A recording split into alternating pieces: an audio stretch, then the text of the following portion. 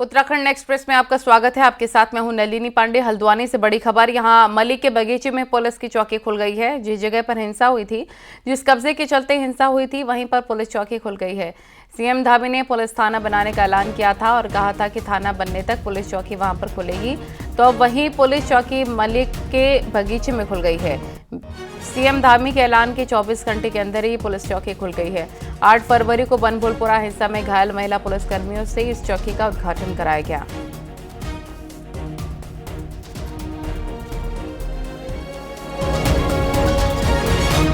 हल्द्वानी के बनभूलपुरा में 8 फरवरी की शाम को हुई हिंसा के मामले में पुलिस ने 6 और आरोपी को गिरफ्तार किया। इन आरोपियों से पुलिस ने 2 दमंची 6 कारतूस बरामद किए। पुलिस अभी तक कुल मिलाकर 36 उपद्रवी की गिरफ्तारी कर चुकी है। वहीं बनभूलपुरा हिंसा में शामिल दंगाइयों की तलाश जारी है। करीब 500 से ज्यादा लोगों के भागकर यूपी पहुंचने की खबर है और उनकी तलाश में पुलिस लगातार दबिश दे रही है। यूपी के बरेली, रामपुर और मुरादाबाद में दबिश दी जा रही है। पुलिस के मुताबिक इन्हीं इलाकों के ज्यादातर लोग बनभूलपुरा में आकर रह रहे थे और हिंसा के बाद वो अपने मूल घरों को वापस आने के बाद छिप गए। लिहाजा इनकी तलाश में दबिश दी जा रही है। बनभूलपुरा हिंसा का मास्टरमाइंड अब्दुल मलिक अभी भी फरार चल रहा है। पुलिस उसका क्राइम रिकॉर्ड खंगाल रही है, जिसके लिए यूपी और हरियाणा पुलिस से भी संपर्क किया जा रहा है। बताया जा रहा है कि मलिक के खिलाफ कुछ केस इन राज्यों में पहले से दर्ज हैं। आज जो है हमारी टीम ने 6 और लोगों को गिरफ्तार किया है। इसमें से 3 लोग जो हैं, जो थाने के बाहर घटना हुई थी, थाना जलाने की जो कोशिश हुई है उसमें गिरफ्तारी हुई है। एक अभियुक्त की गिरफ्तारी जो पुलिस का वाहन था और जो हमारे कर्मचारी से रिवॉल्वर छीना उस मामले में। हल्द्वानी हिंसा के छठे दिन आज भी बनभूलपुरा में कर्फ्यू जारी है। इसके साथ आवाजाही और इंटरनेट सर्विसेज पर रोक जारी है। वहीं कर्फ्यू वाले इलाके में जरूरी सामान जैसे दूध, सब्जी, राशन की सप्लाई प्रशासन करवा रहा है। साथ ही इलाके में मौजूद सरकारी अस्पताल को खोल दिया गया है और कर्फ्यू के दौरान गंभीर बीमारों को इलाज के लिए ले जाने की अनुमति दे दी गई है। लेकिन बनभूलपुरा के अंदर कई लेयर की सुरक्षा और चप्पे चप्पे पर पुलिस फोर्स तैनात है।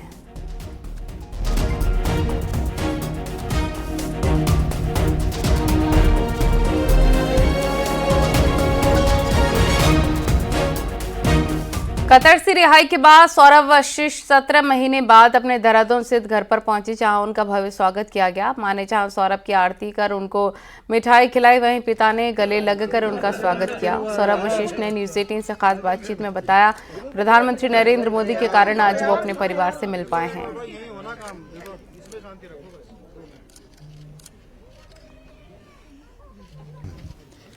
ये आज जो मैं खड़ा हूँ 17 महीने के बाद देहरादून में, इस दिन का बहुत बेसब्री से इंतजार था। और ये जो हुआ है, ये पर्सनल इंटरवेंशन हमारे प्रधानमंत्री जी श्री नरेंद्र मोदी जी और आशीर्वाद जो उनके वहाँ के जो अमीर थे, हाइनेस अमीर, उनके कारण और उनके आशीर्वाद के कारण आज मैं यहाँ पे खड़ा हूँ। एंड इसका पूरा श्रेय हमारे भारतीय सरकार, हमारे प्रधानमंत्री जी और MEA डिपार्टमेंट, उनको देना चाहूँगा। और ऑन पर्सनल फ्रंट जो मुझे सपोर्ट, मेरी मिसेस, मेरे बच्चे, मेरे पेरेंट्स और श्री हनुमान जी, जय श्री राम, उनके आशीर्वाद से आज मैं यहाँ पे खड़ा हूँ। अयोध्या में पढ़े थे कि वहाँ राम आए, हम कहते हैं हमारा बेटा सौरभ आया। और ये पॉसिबल तब हुआ जब मोदी जी, अपना होम मिनिस्टर साहब, अपना external affair minister plus Doval साहब, ये उनकी बदौलत हुआ। अदरवाइज दुनिया की कोई ताकत नहीं थी जो उनको वापस ले आती और बाकी साथियों को वापस लाते। हरिद्वार देहरादून हाईवे पर भूपतवाला इलाके में लगने वाले जाम से अब लोगों को निजात मिल जाएगी। NH34 पर बनकर तैयार हुए 3 किलोमीटर लंबे एलिवेटेड फ्लाईओवर का मंगलवार को उद्घाटन किया गया। केंद्रीय सड़क एवं परिवहन मंत्री नितिन गडकरी ने हरिद्वार में आज 4,750 करोड़ की 30 परियोजनाओं का लोकार्पण और शिलान्यास किया। कार्यक्रम में नितिन गडकरी ने कहा, उत्तराखंड में NHAI की 1 लाख करोड़ की परियोजनाएं चल रही हैं और कई अन्य योजनाओं को भी स्वीकृति दी जानी है।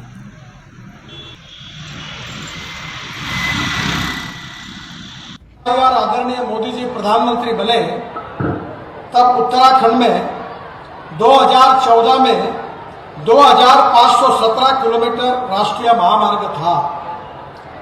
पर मुझे इस बात की खुशी हो रही है कि 2024 में यह संख्या 3608 किलोमीटर हुई है।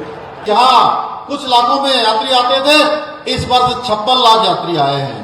56 लाख यात्रियों ने 4 धामों के दर्शन किए हैं। हमारा राज्य छोटा है, लेकिन उसके बावजूद भी राज्य के अंदर 21 स्टेट हाईवे, 21 हाईवे और 69 स्टेट हाईवे हैं। प्रदेश में सड़कों की दशा में पहले से अद्भुत रूप से विस्तार हुआ है, सुधार हुआ है।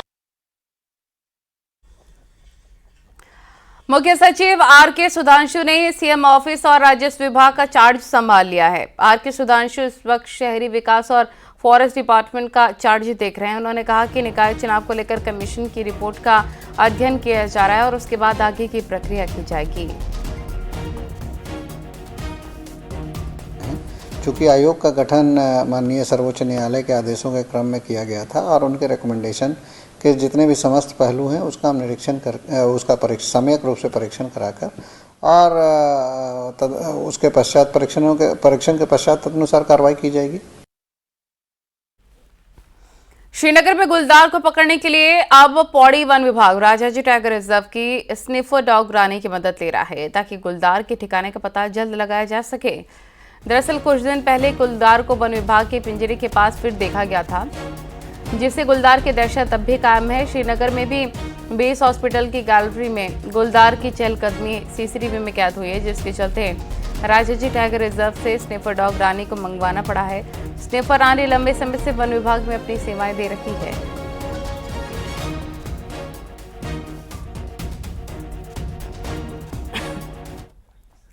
जोशीमठ प्रशासन की टीम मंगलवार को बद्रीनाथ धाम पहुंची और बद्रीनाथ धाम में स्थलीय निरीक्षण किया। एसडीएम जोशीमठ के नेतृत्व में टीम ने बद्रीनाथ धाम में मास्टर प्लान के कार्यों का निरीक्षण किया। धाम में मास्टर प्लान के काम भारी बर्फबारी के बाद बाधित हो चुके और बर्फ पिघलने के बाद ही कार्य शुरू होने वाले की उम्मीद है। वहीं बद्रीनाथ धाम में सड़क मार्ग को लगातार खोलने के काम भी जारी है।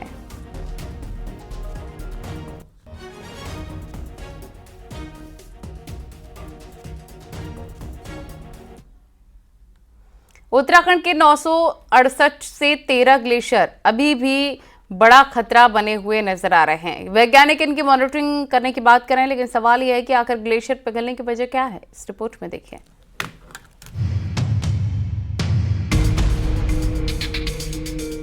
उत्तराखंड में 13 ग्लेशियर झीलें खतरे की जद में आने की बात जैसे ही सामने आई, सरकार ने इनकी मॉनिटरिंग तेज कर दी है। साइंटिस्ट मानते हैं कि 2 झील सबसे ज्यादा संवेदनशील है, पहली वसुंधरा ताल और दूसरी भिलंगना। इन झीलों का फैलाव तेजी से बढ़ रहा है, जो भविष्य में केदारनाथ आपदा जैसा रूप भी दिखा सकता है। वैज्ञानिक मानते हैं कि गंगोत्री ग्लेशियर की निगरानी की जा रही है और ऐसी बहुत सी झीलें हैं जो ज्यादा जोखिम ला सकती हैं, लेकिन वहां तक पहुंचना आसान नहीं है।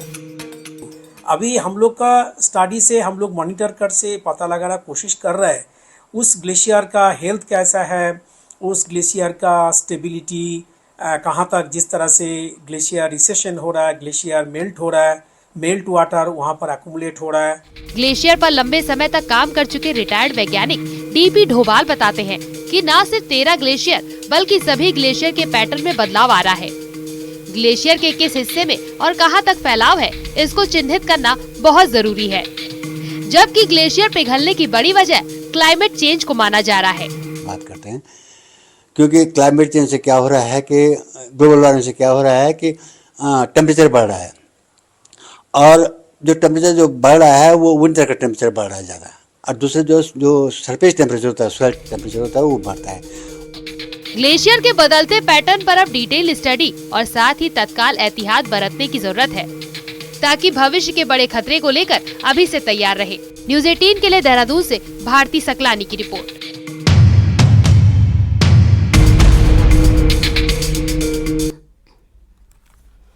जोशीमठ में विस्थापन और पुनर्वास नीति को लेकर प्रशासन ने तैयारियां शुरू कर दी हैं। लोगों को विस्थापन और पुनर्वास के लिए चयन के लिए फॉर्म भरवाए जा रहे हैं और वहीं प्रशासन के द्वारा जो फॉर्म भरे जा रहे हैं उससे लोगों की चिंताएं बढ़ गई हैं। लोगों को समझ में नहीं आ रहा है कि वो अपना विस्थापन करें तो करें कहाँ। स्थानीय लोगों का कहना है कि उनको जोशीमठ के पास ही बसाया जाए।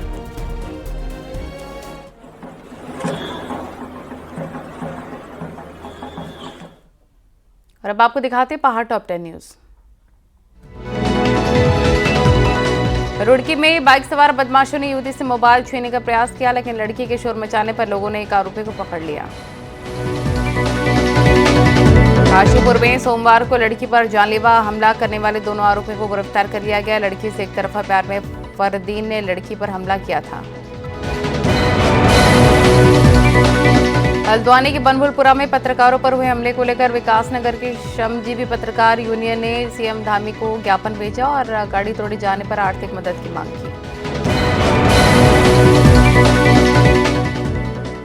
दिल्ली कूच के दौरान अंबाला के शंभू बॉर्डर पर किसानों को रोकने और आंसू गैस छोड़ने पर किसान संगठनों में रोष, जिसकी रुड़की में किसानों ने निंदा की है।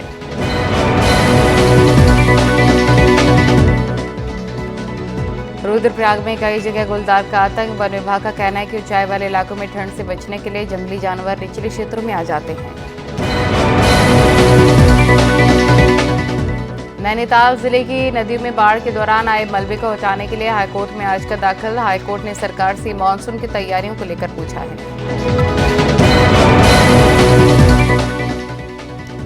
लिव इन रिलेशन के पंजीकरण को लेकर कांग्रेस नेता नव प्रभात भड़क गए और विकासनगर तहसील में एसडीएम के माध्यम से राज्यपाल को ज्ञापन सौंपा। रुद्रप्रयाग में भाषा सचिव विनोद प्रसाद रतूड़ी ने जनता के द्वार कार्यक्रम में भाग लिया और लोगों की समस्याओं को सुनकर सरकार की योजनाओं की जानकारी दी।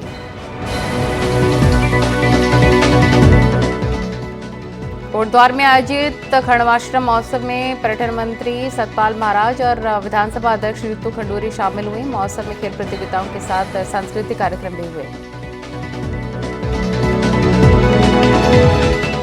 बद्रीनाथ विधायक राजेंद्र भंडारी कुबेर महोत्सव में पहुंचे। उन्होंने भगवान कुबेर की विशेष पूजा अर्चना की और क्षेत्र की खुशहाली की कामना की। के बसंत महोत्सव में प्रसिद्ध भजन गायक अनूप जलोटा ने राम नाम की धुन छेड़कर श्रोताओं के दिलों को जीत लिया और भजन संध्या में अनूप जलोटा ने रंग जमा दिया।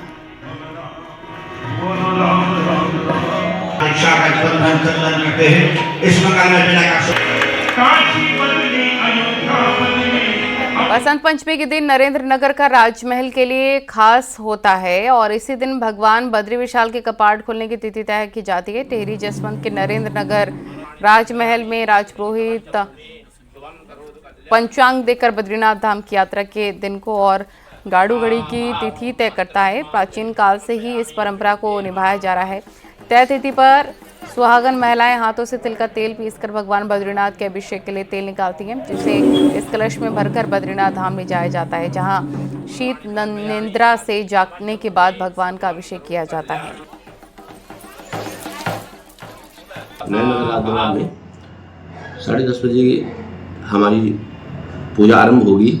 उसमें हम लोग सबसे पहले गणेश आदि का पूजन करते हैं और नवग्रह षोडश मातृकाओं का पूजन करते हैं और उसके बाद में लगन का निर्धारण किया जाता है, कौन से लगन में किस समय श्री बद्रीनाथ जी के कपाट का जो शुभ मुहूर्त है। और यहाँ रुकेंगे एक छोटे से ब्रेक के लिए।